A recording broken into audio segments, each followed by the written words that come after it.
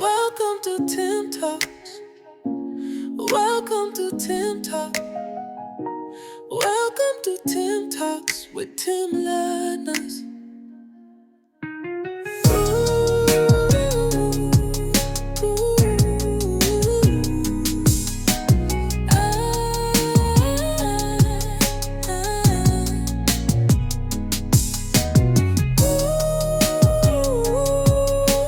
Today we'll be going over a few things with Mr. Tim Birt of Birt Enterprises. We'll be introducing you to funnels and marketing with Mr. Julian Jackson and talking about more things that's happening in the AI world, how we teach you AI and make things simple. But today's guest is Mr. Tim Birt. I'd like to introduce you to Birt. How you doing, Birt? Man, I'm doing great, man. Birt and I go way back. I've known him most of his life. I mean, from a child, he's been a motivator. He's been a leader. He knows how to overcome struggles. He knows how to start programs, and he's a wonderful entrepreneur. Birt, if you could, please tell the world about you and your history. Well, one of the greatest things I learned just growing up out in Perry Home. Well, of course, I grew up Perry Home, in Atlanta, Georgia. Went to Archer High School, and one of the things about growing up out in Perry Home, I had a lot of elderly people around me, and I was involved in vocation education. Believe it or not, I used to work on a lot of community and some of the teachers' calls in school because I was in the automotive department, like doing their brakes, changing their oils and things of that nature. And so that kind of helped put me into a leadership role because a lot of times we didn't get the things we needed at the school. And some of the teachers, would let me know, and then even the community was like, hey, things are not seeming to be going right with the program. So how is this happening? And long story short, we had to go to this competition. And we get to this competition, I think it was up like in Woodstock, Georgia or something. Of course, this was back in like 89, 90.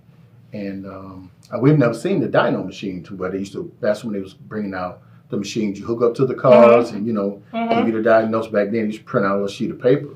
And that's the only reason we lost the competition. We beat everybody and everything else with flying colors. But we didn't even know how to turn the machine on because we never saw one. And that kind of got me to the point I was like, hey, this is a disservice to us, and not only to us, but to our community. And so that's when I started taking the initiative as a teenager, go down to the Atlanta School Board and start getting on the books and start telling them what we needed at our school and how that disappointed me that we lost the competition because we weren't prepared with some of the stuff that we needed in our community, and it just wasn't fair. And believe it or not, I got all the way to the state superintendent, and he made it right. And so although by that time I had done graduate and I still was fighting and going and making sure I represent, our community in the school, although it didn't fully benefit me, but I made sure it benefited those who came behind. So you come from a strong family of entrepreneurs. Oh, most definitely. Tell me some of the stages, some of the different entrepreneurs in your life, and some of your mentors that got you to this point in your life. Okay. Number one, I would say, starting out with my brother Frank. He taught me how to paint, and what that meant was he brought me into his company. Of course, Pigmaster Enterprises is his company. And my brother's Frank Birt Jr. And taught me how to paint, brought me in, paid me $10 an hour to teach me how to paint. And hey, I signed up for that, I agreed. He taught me, and as things progressed, I got better. He started getting more opportunities, so he had to go out and bid other jobs. So that means he would have to leave me, trust me to do the work while he was gone. Then when he come back, we make sure we stay on target, stay on schedule, and finish. So sometimes, of course, we stay late, nights, get out there early mornings to make it happen. And so his biggest lesson to me to help me become an entrepreneur, as he was leaving, going out bidding other jobs, we taking on this job, and it took about a week. But I did most of the work. And I say I probably did about 80% of the work, not 90. And he got that check $16,000. So he said, hey, you know how much this check is for me, but how much it is for you? I said, yeah, I work 40 hours, so $400 out of $16,000 belong to me. Man, when I tell this story when I'm out speaking, a lot of the, even when especially when I'm in high schools, they're talking to young people, oh man, they have a fit. Oh, that was wrong. Your brother should know better than that. I said, no, he reminded me, who business is this? It's his business. He built it. Those his clients. He got to pay the insurance. He got to buy all the supplies and materials. He got to take all the risk. So he was bringing me in, teaching me the business so I could learn it. And he said, if you ever want to make this kind of money, you won't make it work for me. I help you become your own entrepreneur. And so that's how I got started. And believe it or not, my first major project on my own after working with my brother was New Birth out in Lithonia. So what did you do at New Birth? Oh, I did the painting. I became the minority contractor. So, at that time, Bishop Long made sure that they had a lot of minorities involved on New Birth and building, in every aspect. And my portion was the actual painting side of it.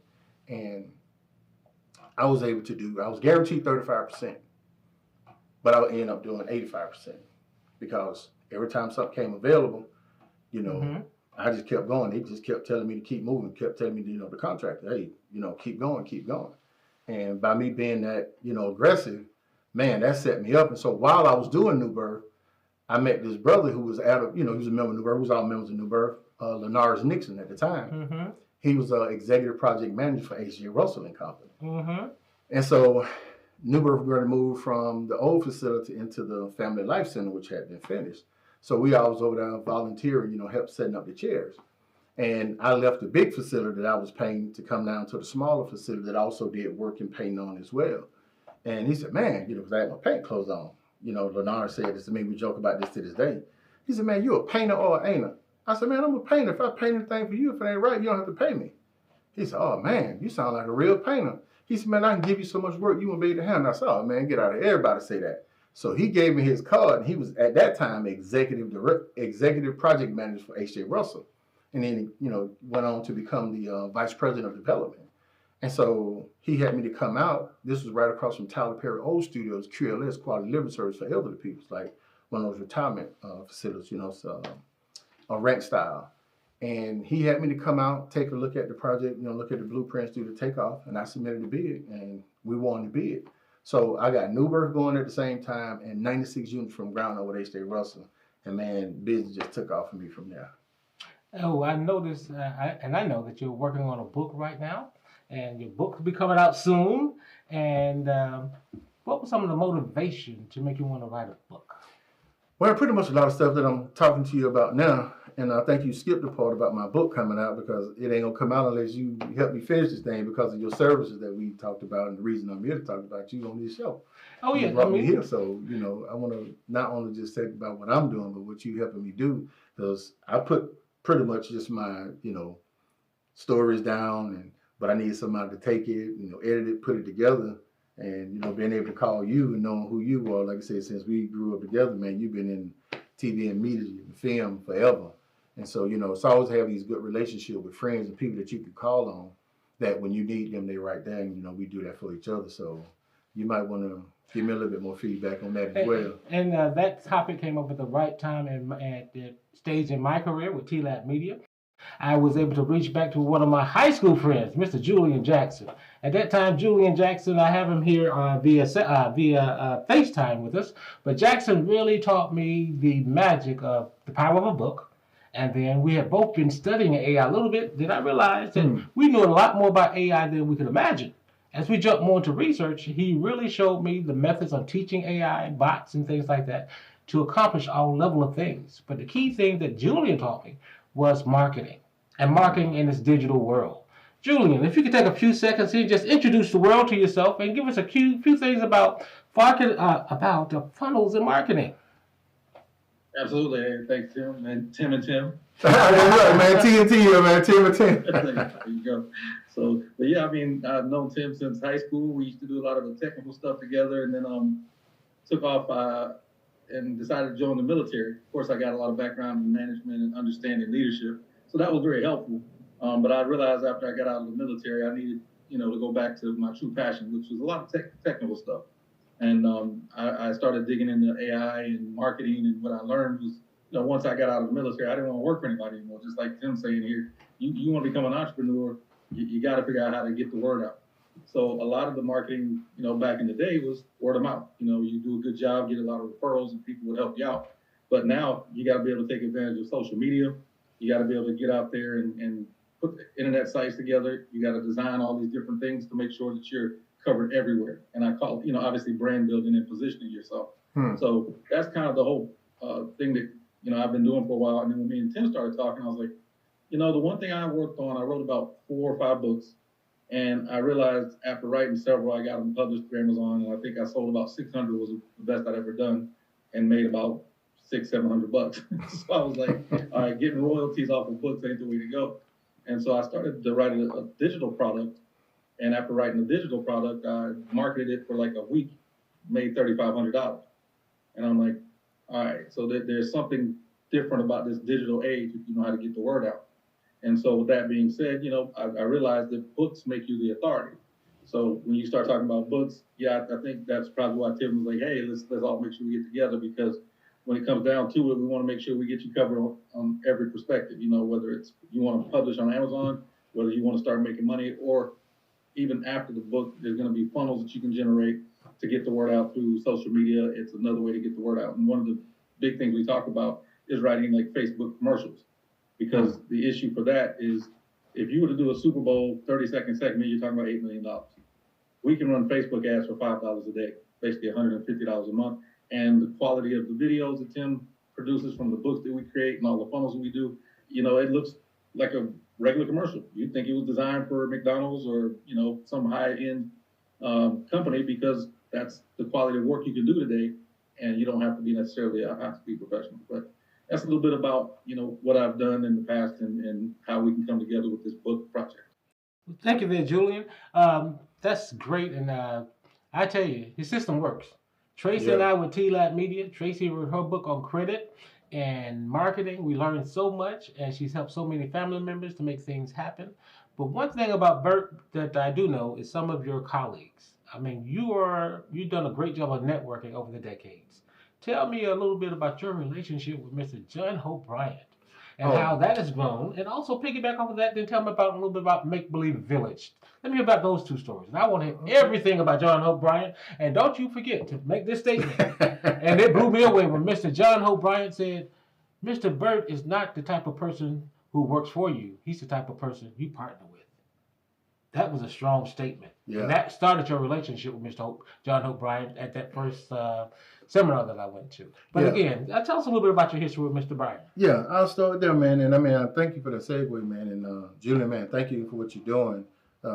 Just real quick, I got a lot of friends who are contractors, man, and are going to need your service because they need to get their business out there and put people around their product. So, man, you definitely so we need to get together and do something, maybe some live event to where we can, invite these people in and, let your service take them to the next level in their business, because I can tell you definitely as a contractor, that's something that we need, that we just don't have the time to do. And we don't have, assistant or somebody that can, help us do these things and get us where we need to go. But definitely we'll do that. But back to my relationship with John O'Brien, we just, finished a few weeks ago a podcast, called Hustle Economics, on his podcast on Black Effect Network and, iHeart and Charlemagne, all those good things, man. I'm not a technology person, so I know all this stuff, but Money and Wealth is the podcast. But how I met John, I never met him directly, but I started volunteering with this organization called Operation Hope. And you just talked about your wife's book on financial literacy.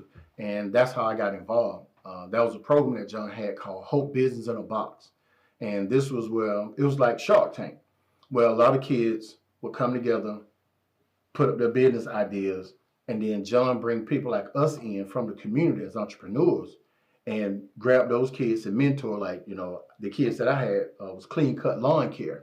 And so I took those kids, helped them put their business plan together, helped them do what you're doing, like marketing, but my scale, not on y'all scale, y'all way out there. So we just, talk to people in the community in little t-shirts with like a little bow tie and a vest. So, they was called clean cut lawn care.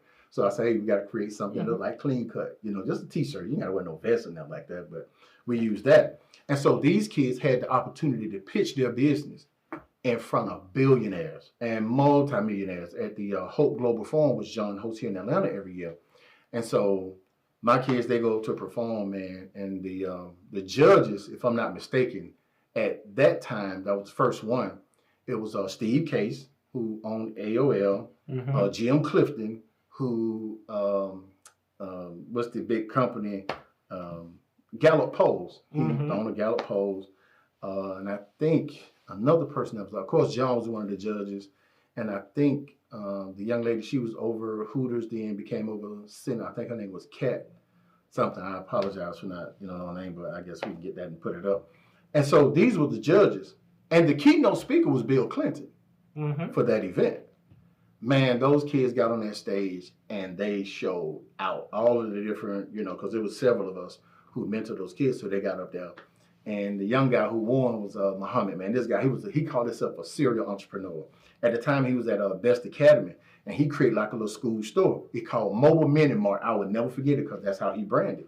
He would go to the classroom with his mart and sell pencils, supplies, and stuff like that to the kids every morning before school. So the principal allowed it because, of course, we had that connection to where we work with these kids. So that's, the beginning of how I got involved with Operation Hope, who is John is the founder and the CEO and chairman of Operation Hope. And, it's about financial literacy, help you get your credit straight, home buying seminars, teaching you every aspect, even entrepreneurship. And if you ever walk in a bank and see Hope inside on that bank, that door, that means Operation Hope is partnering with that, bank. That means if you ever get turned down for a loan, or if you need anything, you can go in that bank and they will assign you a coach through Operation Hope. And if you got turned down for that loan, they'll work with you, help you get your credit score straight, teach you financial literacy, and send you right back across the hall to those people and get that loan approved. All at no cost to you, just because if this is something you want to do, that's what they offer. And so just kind of fast forward. And so over the years, I became the #1 volunteer at Operation Hope. If they needed anything, I was there. And if you listen to the podcast when John, he even forgot this one. John did something that was phenomenal. That was history in this country. And of course, I was a part of it. John had the United States government of America to take the Treasury Annex name off the building and put Freedman's Bank name back on. Unheard of. And I think nothing have ever been changed in Washington over 80, almost to 100 years. And long story short about the Freedman's Bank, this is when Abraham Lincoln, this is how 40 Acres and a Mule came about in Field Act 15, is because Abraham Lincoln, who his advisor at the time was Frederick Douglass, who they talked about the Freedmen's Bureau Act, which means when Abraham Lincoln, he signed the Emancipation Proclamation, that wasn't nothing. But when he signed the Freedmen's Bureau Act, that's when you saw the thing happen. Because at that point, he gave access to capital, gave access to capital to the slave, to the freed slaves.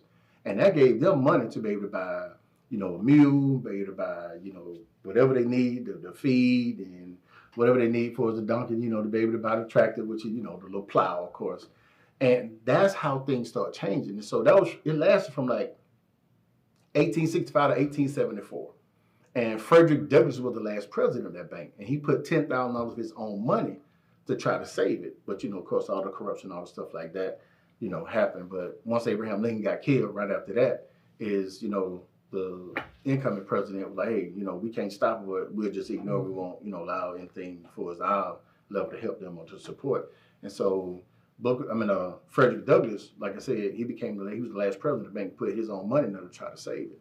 And so, fast forward, John was being honored at that, event by the Secretary of the Treasury at the time, which was Jack Lew under the Obama administration, to change the Treasury Annex building back to Freedman's Bank to put the name back on it, and which was right across from the White House.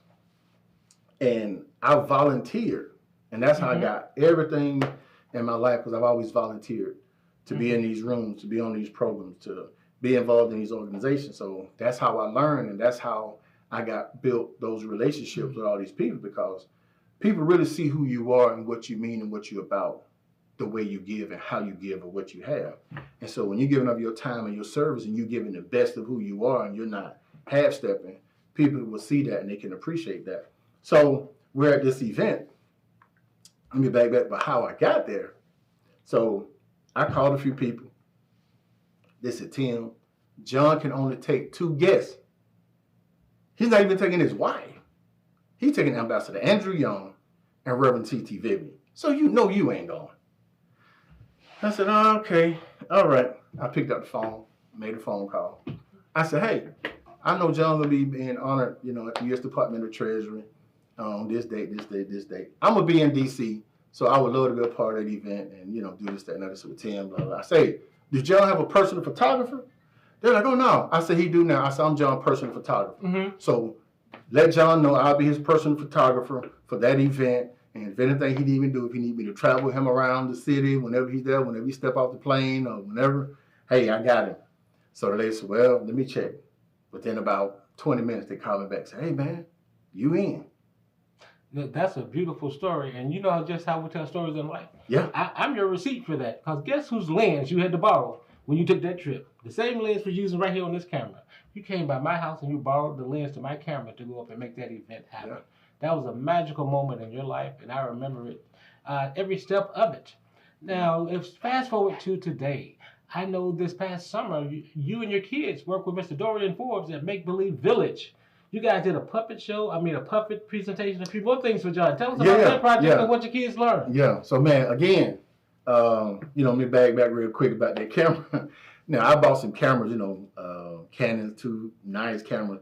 But, of course, I don't know the business like this guy know the business. I bought the regular lenses. And so when I told him I was going to D.C. to shoot this thing, he said, man, you need some better lenses. Those are the things you got. They're good. They come with the camera. But this you need is, your professional shot. So guess what? Now, them things cost. So, hey, he trusted me with them, and I brought them back, and he's still using them to this day. As you can see, I took care of them. And come back and, make sure you had the stuff.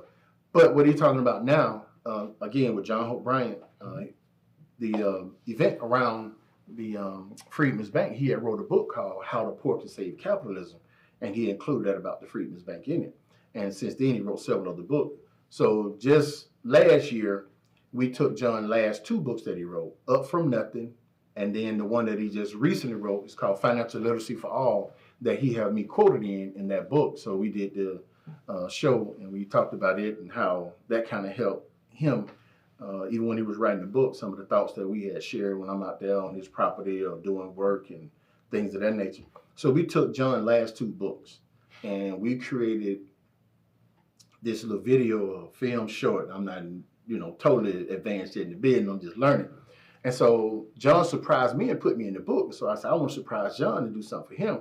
So I got my kids and a couple of other young kids in the community where we're in the John Hope Community Center, and got some of those kids and had parents to bring their young people. And we created this puppet, story around John's last two books, telling it from their story, their perspective. They wrote it, they produced it, they did everything.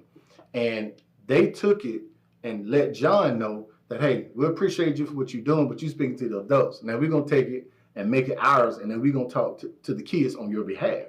And man, that took even John everywhere he go. In most cases, sometimes he played that video, and for people when they come out, and I think, you'll get with Dorian and y'all can, do what y'all do when it comes to that part. But again, how did I meet Dorian?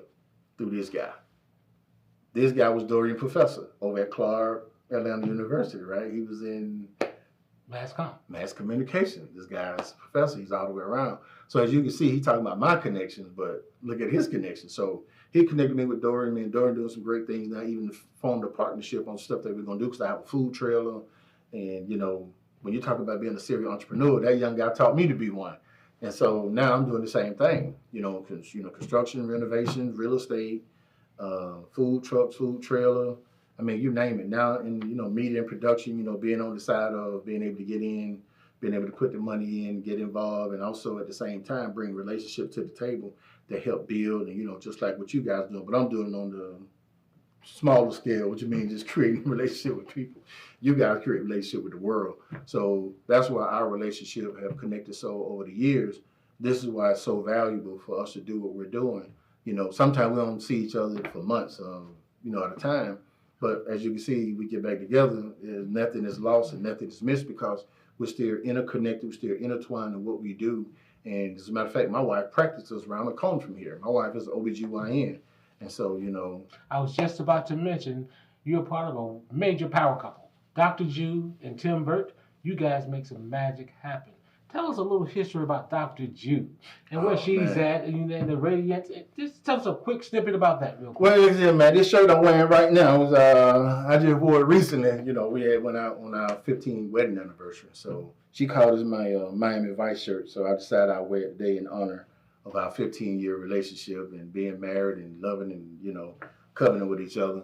Of course, in the marriage life, up and down, challenges, changes, and all this good stuff. But I think at some point you came by and did some filming over there at one point. Yes, I produced a couple of videos for her organizations with the Medicines Group at Morehouse, and definitely with the AKA groups. So it has definitely turned from friendship to business. And the key thing, what I notice about the Birt family is it's about respect. your children. You teach them about respect. You teach them how to read vision boards. You teach them how to get ready for the future. And at the same time, you are soccer parents. They're doing track and everything else. I was like, how do they do it? Do they sleep? Man, but that's my wife. But a great example. Really, Bert, you guys are a wonderful power couple. Thank you, man. I appreciate it. And you always give back to the community. You're always growing. I mean, from the kids to the elderly. That's one thing that the Birt family has done through Birt Enterprises. But what I'd like for you to do, I'd like you to close out the show with me. Is there any message that you would like to tell the world right now about Birt and your history? What message would you like to tell the world? Man, I can tell you this. You know, you talk about a statement that John made. He made another statement that said, hey, man, everybody need a Tim Birt in their life. I tell you, everybody need a Dorian, Forbes, Tim Latners, and Julian in their life. Because what you guys are doing and have done over these years that have built up to be out in front of what we're looking at now, what we know as AI. And thanks to John, I had a chance to meet Sam Altman, the guy who's, you know, creator and founder of ChatGPT. And, you know, of course, several other people that we sit sometime in the rooms and talk to some of these people, man. And it's just great, you know, being connected with people like yourself and knowing how people don't see this in our community. I just think right now with social media and these podcasts, we don't have to do more of them. We have to allow these young people to come in so they can see what it's like, because that's what happened to us. It was older people who taught us. And so now we're doing the same thing. And so one of the messages I like to leave, which I have with my kids, when my kids wake up every morning, my children, I have 6, I'll give you the ages. I have 1 daughter and 5 sons. My daughter's the oldest, she's 33. Tamori, my son BJ, Belia, he's 30. My son Timothy, he's 27. My son Chris, we just got him off to college. You know, he's just turned 18. And my son Matthew, he's 12. And my son Miles, he's 10. So from 10 to 33. I mean, that's a life. But every morning they wake up. What is your last name? Birt. What does it mean? We solve problems. I said, when you ever want to create wealth, number 1, you know how to give. Number 2, if you ever want to be really wealthy, you solve people's problems. So what are you guys doing? You're solving problems. And so whenever you solve problems, I said, now, if you create problems, somebody's going to make money off of you. Mm-hmm. And so when they understand that, and I would never give a child adult responsibility, but I would never give a child adult privileges without giving them adult responsibilities. And I think that's what happened. I see a lot. And so I make sure whenever I'm talking to young people, hey, if you got adult privileges, you should have adult responsibilities. And so being able to make our younger generation start using their brains again to be able to think and do critical thinking and put them in situations to come up with scenarios to where they have to think their way out. So that's what I do with my kids. So every last one of my kids has a vision board. I want you to think so far out that even if you die, your kids or your grandkids will be able to do it. Mm-hmm. And so that's what I'm teaching them. So that way you don't become selfish and just only think about you, what you can do, and what life means to you. You got to remember, we all going to leave here. But what would that look like for you? How would you be remembered? If you had 1 week to live, what would you do and why? And that makes them think, because nobody want to think about that. Mm-hmm. And so I keep that before them on a consistent basis. And last but not least, we's working with Dorian, and I have this food trailer. And so this summer we had a camp of a lot of young guys, teenagers, from 13 to like 16, 17. And I asked a question. I said, if you could do one thing today, I don't care what it is, that could change people's lives from here, today, and from now on, what would it be? So they came with a lot of great things. And my son, who's 10 years old, said, Dad, where we are, there's a community of people, homeless. I said, I won't call them homeless, we'll call them community partners. He said, Dad, I would love to go and feed them and talk to them and help make a difference in their life. So within a matter of days, I got the food trailer. I went up there and talked to the people. And I said, hey, I'm going to bring a group of kids up here. We're going to bring the food trailer. We're going to cook for you. I don't want you to move. You sit there. You tell them what you want. They're going to come and serve you. And I said, the only thing I require of you is you give them some life lessons. Just talk to them. So we went up there. We cooked the food. Man, it changed everybody's life. Those kids, they were so happy to serve. And the people who they were serving was so happy to see young people who they thought, these kids got their hair twisted. Some of these kids had on hoodies. it's hot, but, these kids these days, I don't understand that. And they said, wow, they started calling the kids sir. And they were like, oh, no, my name is this. I'm on 13. They were like, no, we appreciate what you're doing for us. And so then they started talking to them. And the kids sat there and ate with them, liqueur or wherever they could sit and eat. And they having this conversation. And we had been talking to the kids about entrepreneurship, but through that act, they learned entrepreneurship. And they were like, man, we served like 70 to 80 people in less than an hour. Man, if we'd have sold $10 a plate, I said, that would have been $100. Then they learned the business. I've been teaching them to them. But when they actually got out there, and I said, remember what I told y'all? If you ever want to be great, learn how to serve. So when they went up there and served, they understood the business. They understood customer service. So money wasn't attached. So when they just started giving and they was excited about giving the food out, and man, it changed their life to this day.